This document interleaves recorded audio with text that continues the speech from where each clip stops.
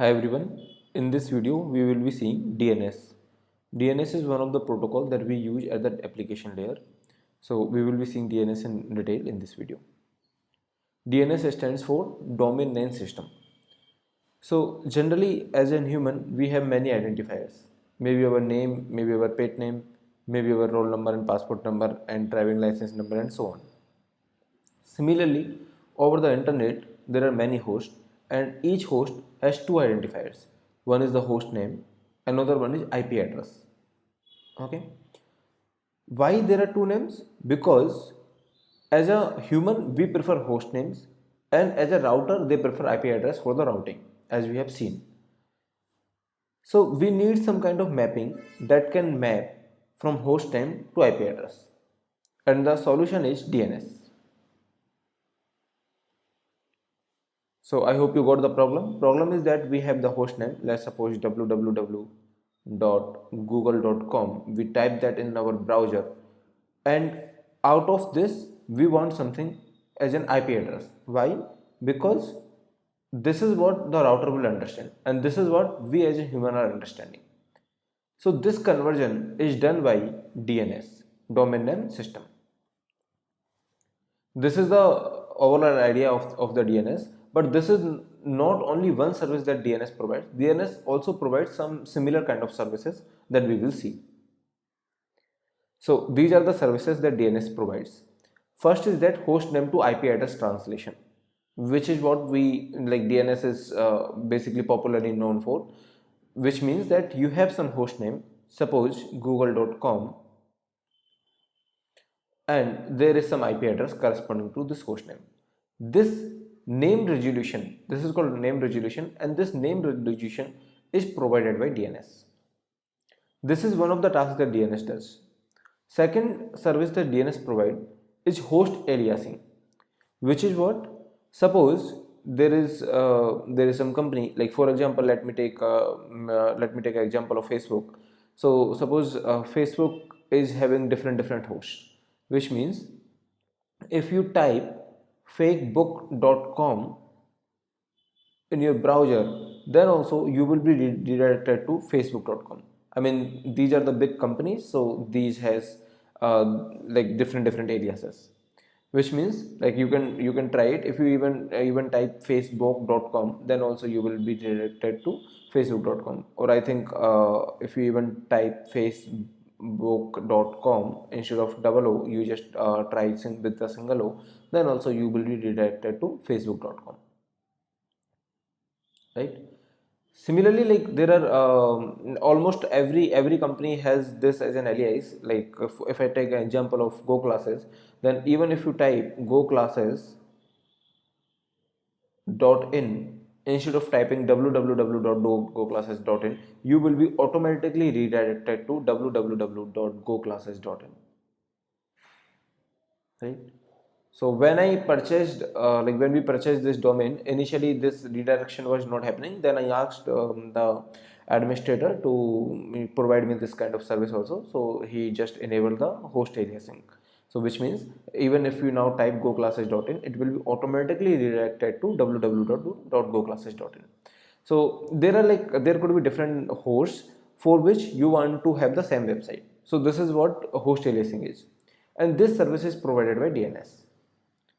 Now another service which is mail server aliasing, which means that suppose as a user I am typing Sachin Mittal @gmail.com. Now once this email ID has been typed, and then once I try to send a mail using this email ID, then what happens in the background is that using the DNS we try to find the mail server of gmail.com, right? This is what mail server aliasing is called. So basically what we does, like the complete mail server address could be some different, maybe let's suppose smtp.gmail.com, something like that. Okay, so it could be like it could be something else apart from this gmail.com, which means this mail server address is different from this gmail.com. So what does DNS do? Once you try to send a email using email to some email ID which is having @ some organization name, then the DNS service will get you this mail server address first, right? This is done by DNS. So this is called mail server aliasing. So there are different services. Like for Gate, we do not need to know much detail, but I'm just telling you, not just host name to IP address translation that DNS does. There are some other services that DNS also provides. One more service that DNS provides is load distribution. Suppose that there are different servers of Facebook. Like for the facebook.com, there are different IPs that the Facebook has. So what does DNS do? DNS, let's suppose some host is asking for facebook.com, then first DNS is providing this IP address. Then if the host again asks for the IP address of facebook.com, then DNS will provide this IP address. So this is how DNS is rotating the load. So first it will provide the IP address of this server, then it will provide the IP address of this server, then this server, then this server. So this is what being done in the DNS. I mean, DNS take care of these things. If there are multiple IP addresses of the same website, which means the same website is hosted on multiple servers, then DNS just does take care of the load distribution, right? So there are many services that DNS provides, and these are most of the I have listed most of the services that DNS provides. Now let's look at a working example and how the hierarchy of these servers are structured in the internet. So if you see this diagram, then you will notice that there are different servers: Arrow, Com, Edu, Gob, Museum, Org, Net, and these are some country specific servers like AU, JP, AU for I think Australia, JP is for Japan, similarly UK is for United Kingdom or Britain, US is for USA. Similarly, like there will be some server which is IN, which is for India. So there will be different servers. Now total there are 250 top level domains, which means these are 250 servers or 250 domains in general, and this is called root server, and there are total 13 root servers over the world. So there are total 13 root servers, and for each root server there are 250 top level domains, right? And within this domain there are different servers. Like within this com you can have cisco.com, you can have eng.cisco.com, something like that. If that is coming under some university or some educational purpose, then there is some university, Washington University, so you can have washington.edu. Or if you want to access the CS department, then it will be cs.washington.edu. If you want to access the robot department, something in the or the host robot in within the computer science department within the Washington University, then you can say robot.cs.washington.edu. So similarly this will go on. So this hierarchy has no limit. As long as you permit within your organization, you can have as many hosts as you want, as many levels as you want, right? So there are total 250 top level domains. So these are called top level domains, and these are called lower level domains basically, and these are basically divided into zones. So suppose if I go to the next diagram, so if I say that this is one zone, this is another zone, then there are different servers for each zone. So there will be another DNS server for this, there will be another DNS server for this. For each zone there is at least one server, and those servers are called authoritative servers. Okay, so those are called authoritative servers, DNS servers. So for every zone, if you notice, whatever I have in the circle is called zone, and for every zone we have the DNS server that are called authoritative DNS servers, right? So these are these are top level DNS servers, and then you have the zones or lower level hierarchy, and for every zone you have the authoritative DNS servers. Okay. Now there are different DNS servers. One is root DNS server, which is this. This is the root DNS server, which has no name, which means let's suppose it is having arrow.com. These names are there with these are associated with every DNS server. But for this for this root DNS server, there is no name. So this is just null. I mean null string or empty string, you can say. So root DNS server is the one who is sitting on the top, and there are total 13 root DNS servers.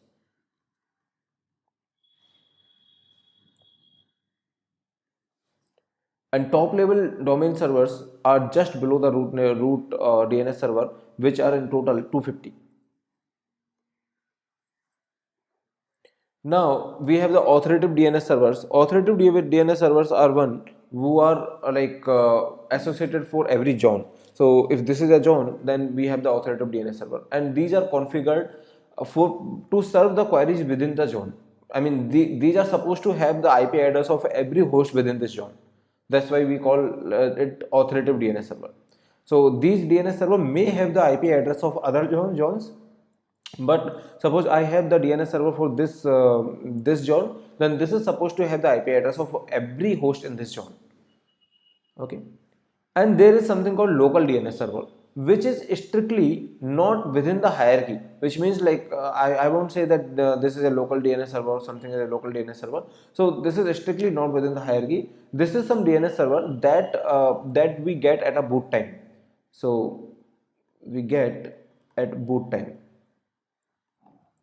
which means whenever your laptop is booting and whenever your laptop boots up, then with your ISP, whatever ISP we are using, there are some local DNS server that ISP will provide as a local DNS server, so that you can first ask the query to the local DNS server. If the query is not successful, then the local DNS server will be asking some other servers. So let's see with the example what is happening here. Suppose that you are sitting here and you want the IP address of facebook.com, and this is the first query that you send to the local DNS server. You always send the queries to the local DNS server. Then if local DNS server knows the IP address of facebook.com, then it will return the IP address. Otherwise, it will ask for some other server. So generally the local DNS server do not have any address of any other server, so it will ask for the root DNS server, and root DNS server address is known to every local DNS server. So this is the query that local DNS server is making, because local DNS server is supposed to know the address of root DNS server, because root DNS server address is known to every local DNS server. And we are supposed to know, as a client, we are supposed to know the address of local DNS server, and local DNS server is supposed to know the address of root DNS server. So we send the query to local DNS server, and the local DNS server sends the query to root DNS server. And suppose the root DNS server also doesn't know the address of facebook.com, then what does root DNS server will do? Root DNS server will basically says that, see, I do not know the address of facebook.com. Why don't you try some top level domain server which are just under me? So just try, since you are asking for .com, just try .com server. So see here, this root server will say that just try this .com server. Okay. Now this local DNS server will say, okay, let me try the .com server. .com server will say, see, I do not know the address of facebook.com, but let me just redirect you to the authoritative DNS server of facebook.com, and it must know the IP address of facebook.com, but because it is authoritative. Authoritative means it is supposed to know the address of facebook.com, because the facebook.com must belong to its zone, and I am giving you the IP address of the authoritative Facebook servers. So this com server will say that, okay, let me just give you the IP address of authoritative server, or then this local DNS server will say, okay, let me just try contacting the Facebook authoritative server, and then it will get the IP address of facebook.com. And then once it gets the IP address of facebook.com, it will redirect that IP address to our client. So in total of 8 steps, this whole process is happening. I hope you got the idea. So first we always ask for local DNS server, and the local DNS server is initially only have the address of root DNS servers. So it will ask for root DNS server. If root DNS server doesn't have, it may or may not have. If it doesn't have the IP address of facebook.com, it will just say that, okay, let me just partially help you. Let me just give you the address of com server, and then com server will say that, let me just partially help you. Let me just give you the address of authoritative Facebook servers, and then authoritative Facebook servers will say that, okay, let me just give you the IP address of facebook.com. So in total of 8 messages, this whole process is happening, right? Now when you are doing this process, there are 2 ways to do it. One is using the recursive query, and another one is using the iterative query. So let's just see what are the recursive and iterative queries, and then we will see the difference. So a recursive query is a kind of query in which the DNS server who received your query will do all the job of fetching the answer, which means that, suppose, let me go to this page. Suppose that you are the client and you are asking, you are the client and you are asking for some server to get the answer, for local server to get the answer. Now for the local server, it will ask to the root DNS server, right? Now for the root DNS server, it has two options. Either it help the local server partially, or it will itself ask the top level DNS server, which is in earlier case it was com server, right? So in earlier case, if I say, then this root server was basically just partially helping. It was saying that, see, I do not know the answer, but I can help you partially. But if instead of redirecting, or instead of partially helping, if the root DNS server just say that, okay, let me help you fully, which means I will do the task on your behalf, let me ask you the com server, and if the com server doesn't know the answer, then it will say that, okay, I do not know the answer, but I won't do the partial help, let me ask the address to the authoritative DNS server by myself. And then once it gets the IP, then it will give the IP to the root DNS server, and root DNS server will give the IP to the local DNS server, and local DNS server is finally giving the IP to you. So basically this whole process is called recursive process, which means if you see the definition, a kind of query in which the DNS server who received your query will do all the job of fetching the answer. So here the root DNS server or top level DNS server or authoritative DNS server, these all servers are doing all the job. I mean, they are not helping you partially, they are helping you fully, right? So that is why this query is called recursive query. Why? Because every server is helping fully. But if servers are helping partially, see the iterative query definition. It says that in an iterative query, the name server will go and fetch the complete answer for your query, but will give back a referral to other DNS server. So basically, they are saying they will give the reference to other DNS server. So suppose this local DNS server is asking to the root server, and then the root server is helping partially. So this is called iterative query. Again, this is a iterative query because it is helping partially. It is just giving the reference, right? It is also iterative query. But interestingly, this query which we have done to the local DNS server, this is a recursive query. Why? Because this local DNS server is not helping me partially, it is helping me fully. I have asked for the IP address and it is giving me the IP address. It is not just helping me partially, right? It is not just giving me the reference. So that is why this query is a recursive query, every other query is a iterative query. Similarly, these all queries are recursive query. These all queries are recursive query because they are helping fully. See, this has asked for the IP address, it is helping fully. This is asked for the IP address, the root DNS is helping fully. Root DNS has asked for the IP address, this top level DNS is helping fully. So every server is helping fully. So that is why these queries are recursive queries. But here only three queries, or like you can say these query and the response, these three pairs are iterative queries, but just the last or the first query is the recursive query, right? I hope you got the difference. Now let's see the DNS records. So as you remember, you might remember from the earlier initial part of the lecture that DNS does not only provide the host name to IP address translation, it also provides some other services. So there are some DNS records that basically distinguish between these services. So let me just tell you what are these. So DNS record is basically 4 tuple. It has the name, it has the value, it has type, it has TTL. So type is most crucial one, which means if type is A, then it provides one kind of service. If type is NS, it provides another kind of service. If type is CNAME, it provides another kind of service. If type is MX, it provides another kind of service. So there are four there are 4 types that can be there in this type field. So let me just tell you what are those. If type is A, then it directly translate your host name to the IP address. If type is A, right? And I have not written the TTL. TTL could be anything. I mean, whenever the server is replying, it will also reply. It will basically reply the 4 tuple that we are mentioning, and at the last it will say the TTL. TTL means the server will say that, see, you can use this value, but you should use this value for this much amount of time only. After this much amount of time, just discard this value.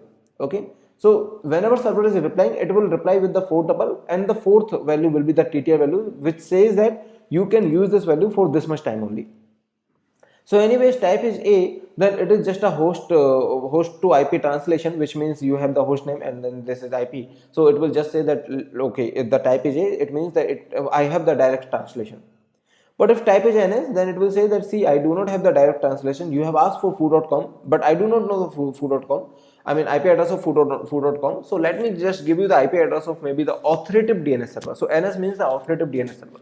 Okay, it will give the authoritative DNS server name, and it will also give, see here, it will also give the A entry of the authoritative DNS server, which means if you just know the name, see here, if you just know the name, maybe ns.facebook.com, then this local DNS server won't do anything, because name won't do anything to the servers. They need IP address. So this com TLD server will return two tuples. One tuple is having the ns query, ns entry of facebook.com to a.ns, right? Another tuple will be a entry, which will give you a.ns to this IP address. So it will return two entries, right? One will give the ns type, and another one will be having the a type. Ns type means I do not know the IP address directly, I am just giving you the reference, and here is the name or the host name of the reference, and another query which I am sending you, which is having the IP address of the reference, right? Now the third type is CNAME, which is used for as I told you, facebook.com and facebook.com for the host aliasing. Basically CNAME is used for the host aliasing, which means like if foo.com and relay1.bar.foo.com both are essentially the same thing, then I will be having this entry. Okay, and the last one is used for the mail aliasing, which means if I want to know the mail server of foo.com, then this is basically MX entry is telling that okay, you are asking me the mail server, then this is the mail server address of mail server. So again this will be having the A entry, which means the name won't only do it, or it should also return the A entry, just as the case with the NS, right? So there will be the A entry which will also get written along with this, which means this mail.foo.bar will come here, then IP address of this mail.foo.bar, then A. So basically this MX is used for the host mail aliasing. So anyway, for the gate purpose, you might not need to know these significance of these entries, but if you just know that okay, there are different services that DNS provide, there are different records based on the services, then this is enough. And all you should be knowing that how DNS works. So at least you should know the difference between the iterative and recursive queries, how it is happening. Okay, thank you.